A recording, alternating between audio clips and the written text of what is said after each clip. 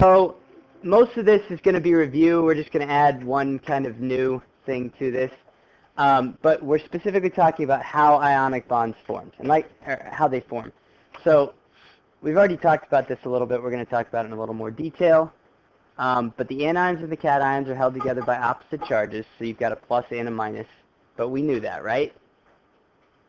You've got a cation, you've got an anion. They're attracted to one another because opposites attract. So that's where the ionic bond comes from. Okay. Ionic compounds. Whoa, whoa, whoa, whoa! What happened? Okay. Ionic compounds are called salts. I'll just leave this all up here so you can write it all at once. Yeah. It's on under letter A. All right. So ionic compounds called salts.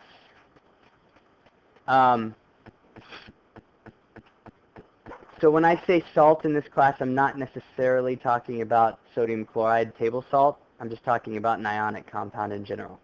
Okay. They sprinkle salt on the roads when there's ice or snow or that sort of thing. That's not table salt. Does anybody know what that is? I mean, it's a mixture of things, but what it primarily is? It's primarily calcium chloride, actually, not sodium chloride. Okay.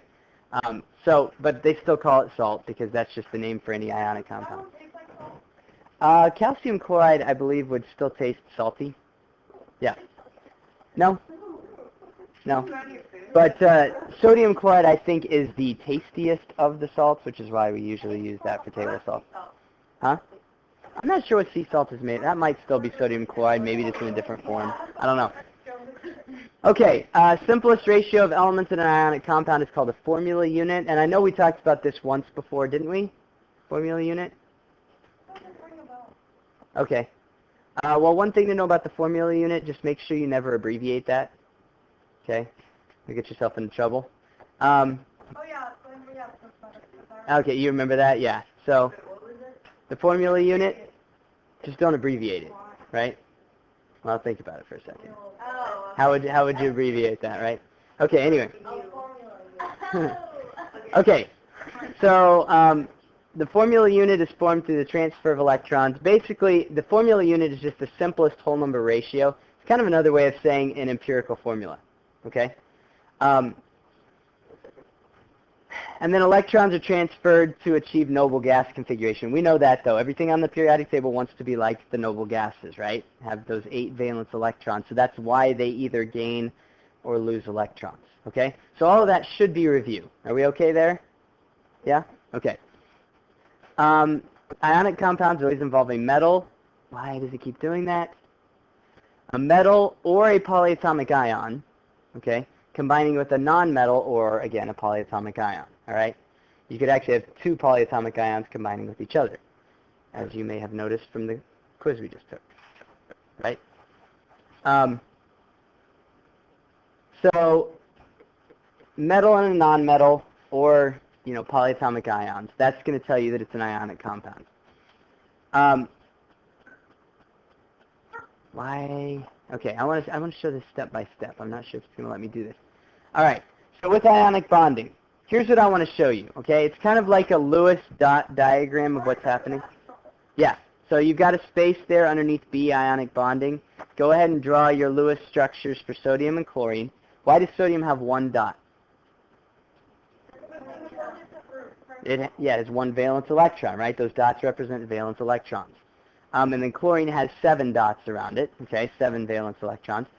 So the easiest thing for sodium to do in order to achieve a stable noble gas configuration is give away the 1, right?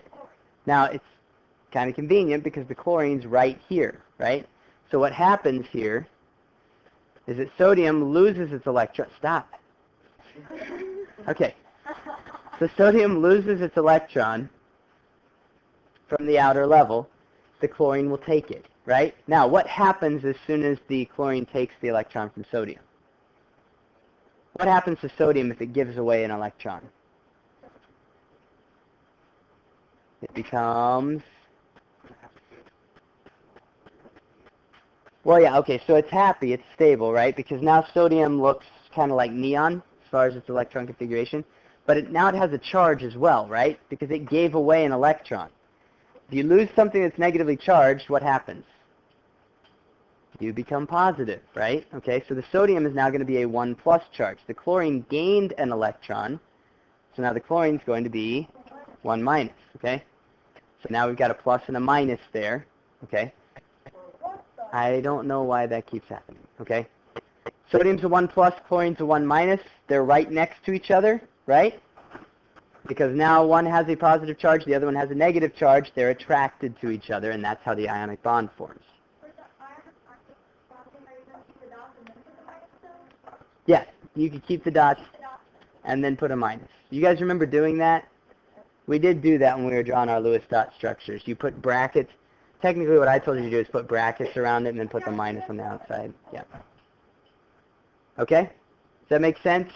It's just kind of showing you in a more picture form kind of what's happening there. Okay? So an example here. Nope.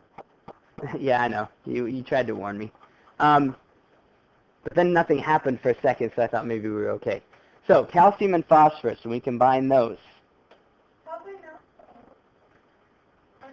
This one's tricky, right? Because calcium has 2 valence electrons.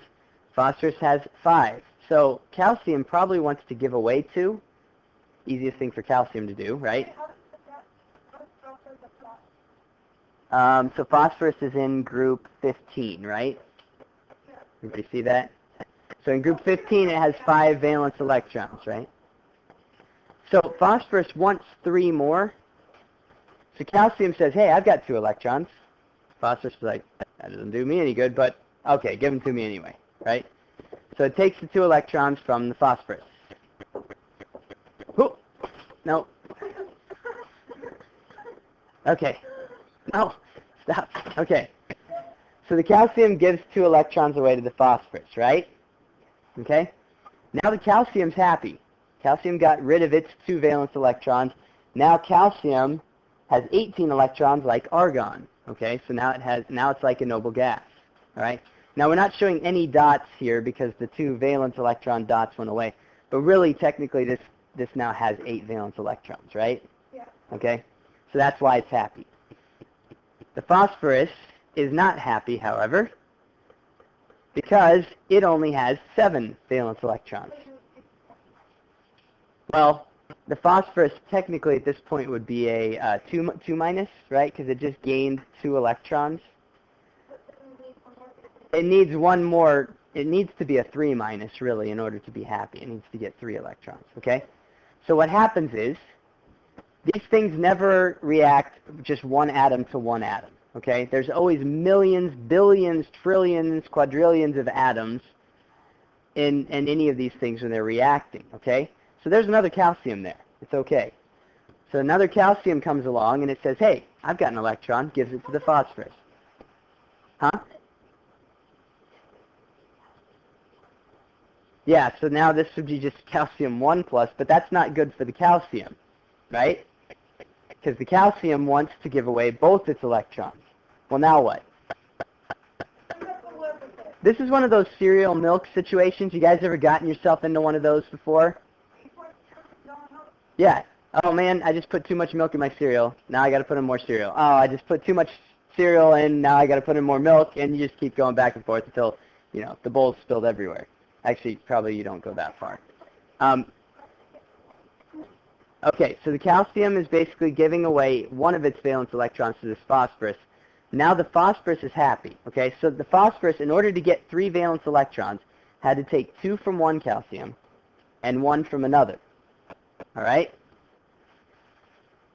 But now this calcium's not happy, so it needs another phosphorus to give its other valence electron to. Okay, so it's going to give one away to another phosphorus. Well, we're getting closer now, okay, because now we've got a phosphorus that needs 2 valence electrons, right?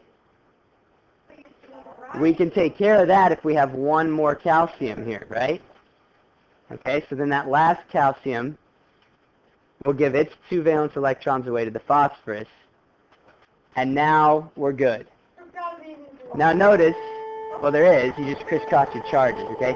We'll finish talking about this at the beginning of class tomorrow. All right? Please report to the All right.